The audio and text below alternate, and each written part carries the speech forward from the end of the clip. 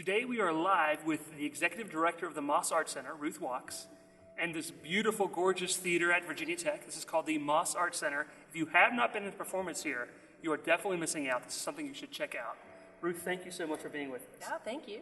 So, who is your audience? Who do you want to come to the theater and attend a performance or any one of the wide variety of events you guys put on? Yeah, well, we have a lot going on here. You're right, and I think we have a lot of audiences. Really, we think about different people serving in the community, not just sort of one generic kind of audience, but we have students from the university.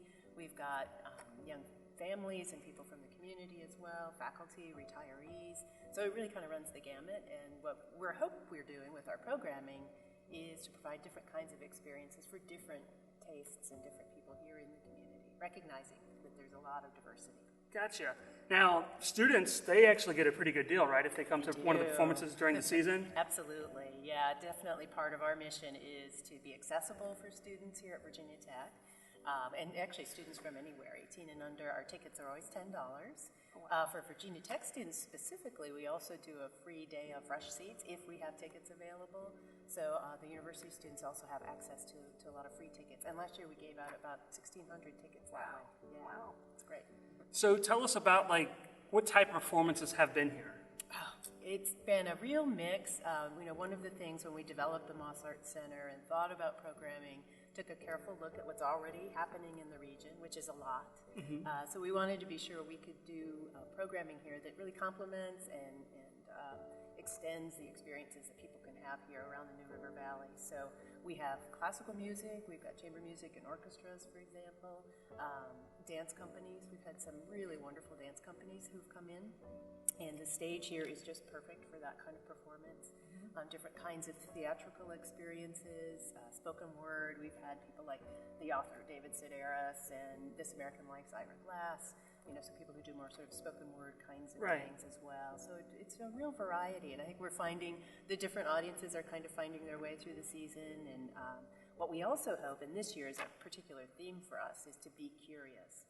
So we really want people to kind of stretch outside of their comfort zone sometimes too, and come and see something that maybe they aren't as familiar with, and check that out. Oh, great.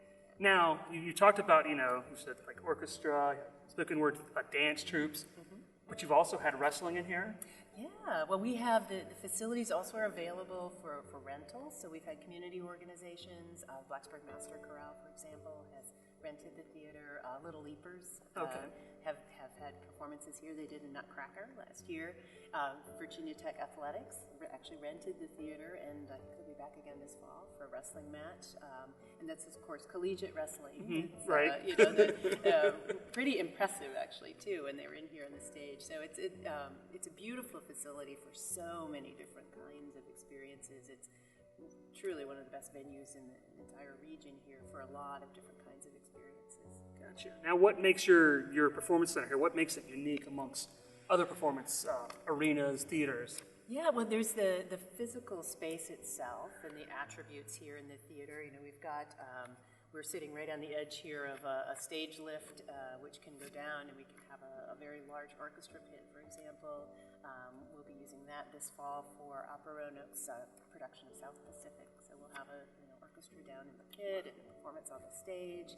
You can't see on camera, but above us, the fly space above the stage here goes up about 82 feet or so. Wow. So we can fly full theatrical sets in and out. We have our concert shell ceilings, which are stored up there. So it's a pretty wonderful space, a very large stage space that we're in here. The house itself seats about 1,200 or so. Okay. So it's a nice size. Again, it's not something that exists already right here in the area.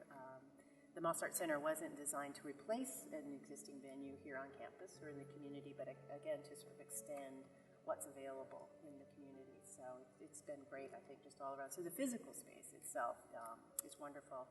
Lots of attention was paid to the acoustics in here.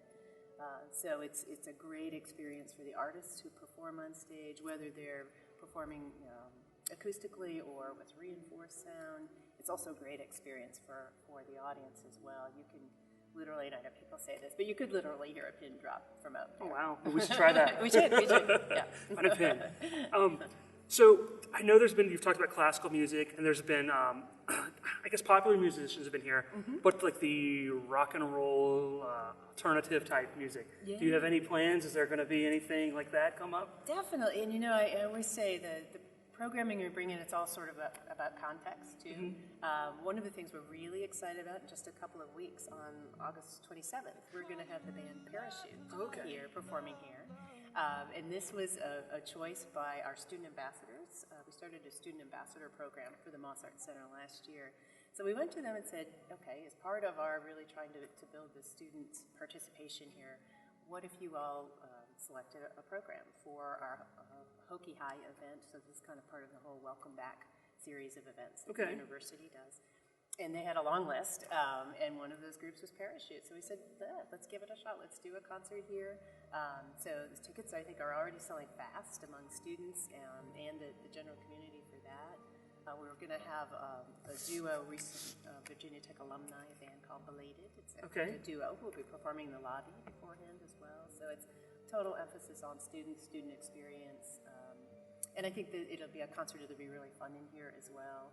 It's we again wouldn't want to duplicate or take away from smaller venues in the community where you have dancing into more of the club scene. And it is a big theater, so you're sitting listening to music versus a place with a big dance floor or something like that. So we think this would be a really great concert, and our students are totally behind it. Yeah, that should be exciting. Yeah, really see how loud they get and how much fun. That's right. The band's going to love it, I'm sure. Yeah.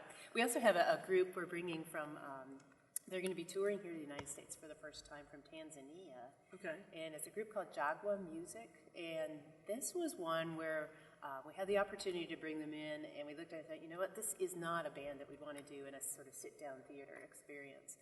So that's on Saturday, October 1st. We'll be out on Henderson Lawn. And that's going to be a big free concert. It's a really, really cool band. It's urban street music from Dar es Salaam, Tanzania, which is the capital city there. Very kind of grungy, very loud, very high energy. They play into really old technology like old Casios and megaphones and drums, and it's pretty wild and exciting. But, the perfect example of something we wanted to bring to the community, but we knew the theater itself wouldn't be the ideal situation. This will be our main location, but we're looking forward to that, too. This is part of family weekend, too. Oh, great. So you've already touched on some events. Now, I mean, your season is coming, your 2016-2017 season is going to be coming soon. What's some of the highlights you have? I mean, maybe it's hard to pick one, but what's some of the big events people can look forward to seeing here? Well, other than those that I've mentioned, we kind of looked at our program. We have a lot of global and international projects. Bassem Youssef is going to be here in September, and some people might be familiar with Bassem Youssef. He was Egyptian, kind of labeled the Egyptian Jon Stewart. He had a show in Egypt on YouTube that he ran, and came over to the United States and made a lot of appearances on television here as well. He's now in the United States and has a book that's coming out and kind of doing this tour. So it's comedic, cool. Satire, wonderful stuff in September. So we're all looking forward to having Bassem Youssef here, part of the global experience as well. We got the Jazz at Lincoln Center. Orchestra is going to be here with Wynton Marsalis. And it's going to be a fabulous jazz concert with Holiday Twist. That's in December. So we're really excited to have that program. In the spring, we also have, kind of along the lines of more kind of contemporary music, a really interesting project. It's called Nufonia Must Fall. And it's Scratch DJ Kid Koala put together this. It's a theatrical show. He's actually doing the DJ work on stage with musicians. There are giant long tables with small puppets and characters who are being manipulated and then projected sort of real time on a screen. So it's like this real combination of puppetry and film, and you're watching it all sort of being created and put together live mix on stage, which will be really fun. And since we'll have Kid Koala here, we're hoping to do some sort of a DJ sort of scratch party or some spin party here in the community beforehand too that week. And I think we'll be doing probably a school performance with them too. So sometimes we bring in artists like that who are doing things on multiple levels. There's a performance here in the theater. We do school matinees or outreach into the schools with some of the artists and all kinds of things like that too that I think really add to the whole value of what we hope we're doing here. Yeah, and just going from Virginia Tech, the entire community, and then even the students getting them exposed to the art, which is great. Absolutely. Yeah, and we're working, we had a really great event this past spring working with Blacksburg Young Professionals and Up on the Roof. So we're going to be doing a few more of those events this year, which we call MixAtTheMac, and really trying to bring in some of our young professionals here in the community as well around some of the projects. Nufonia Must Fall is one of those. We have also in the spring Taj Express, which is a Bollywood musical review. Okay. So that's going to be giant, colorful, live music and dance, whole Bollywood style here on stage. So we're doing a MixAtTheMac before that. And also this fall, we have a great group, the Havana, Cuba All-Stars, who will be here also in September. So we'll be doing some really fun things with community members and partners around those two. So it's not basically let's find one or two performances. Just find something and come. You're not going to go wrong coming here to a performance. Absolutely, yeah. You know, it's something different, very diverse. Yeah. Great. So the Moss Art Center is this great performance hall. You know, very, very impressive. What do you see? Like, where do you want it to be in 10 years? What is your vision for this center? Yeah.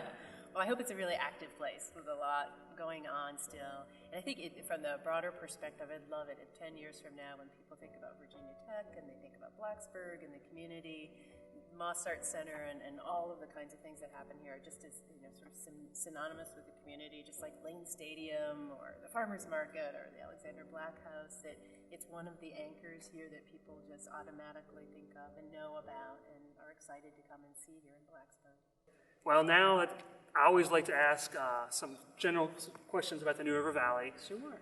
So the first question is, what would you consider, like, what is your, if you can pick just one, hidden gem in the New River Valley that you think more people should know about? Wow, one hidden gem. We've got a lot of gems here, I would say. I agree. One of the things I was at recently is over at the Y on North Main Street. They have an incredible pottery studio. And for me personally, I keep thinking I need to find the time to take some pottery classes because they have really wonderful studios there. Okay. And we talk here a lot too, more and more about people who want to make art as well as see it in the exhibitions or see things on stage, but actually participate more. So I think that's a great hidden gem. Okay, yeah, the Y's pottery studio. Yeah, definitely. And now, what is your, if you can pick, where's your favorite place to go have a good time in the River Valley? I'm pretty low tech actually when it comes to entertainment. One of the things that really was so attractive and appealing about moving to this area were the natural resources here and assets. So being able to go out on Huckleberry Trail or go up to the Cascades or even Pandelis Pond and just having those kinds of places right here and so easily accessible, I think is really, really wonderful. So when we spend a lot of time in the theater here and indoors, it's always great to go outside and really enjoy just the beauty all around us here. That makes a lot of sense. Yeah.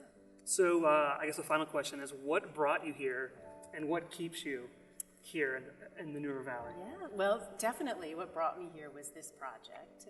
So I've been here 7 years in Blacksburg. And I was really intrigued when I heard about Virginia Tech developing this incredible arts presence, the facility and the program and all of this. So that was pretty exciting. At the time I was at the University of Maryland, involved in a very similar project there. And as soon as I made that first visit down here, again, just sort of fell in love with the region and the people here. And I think it certainly is the people and what we're able to do in the community here, with the community, I should say, that I think really just keeps it so invigorating and exciting to be here. And it's been such a welcoming place, and personally, and also I think for the larger work that we're doing, people really have been so receptive and enthusiastic. So it's definitely easy to stay. Great. Well, thank you so much for talking with us. We really appreciate it. Thank you. And definitely, if you have a chance, don't even if you have a chance, definitely come to the Moss Art Center this year. You can enjoy a performance here. There's plenty to do. And you can also check out all the art galleries and the cube they have as well outside of this theater.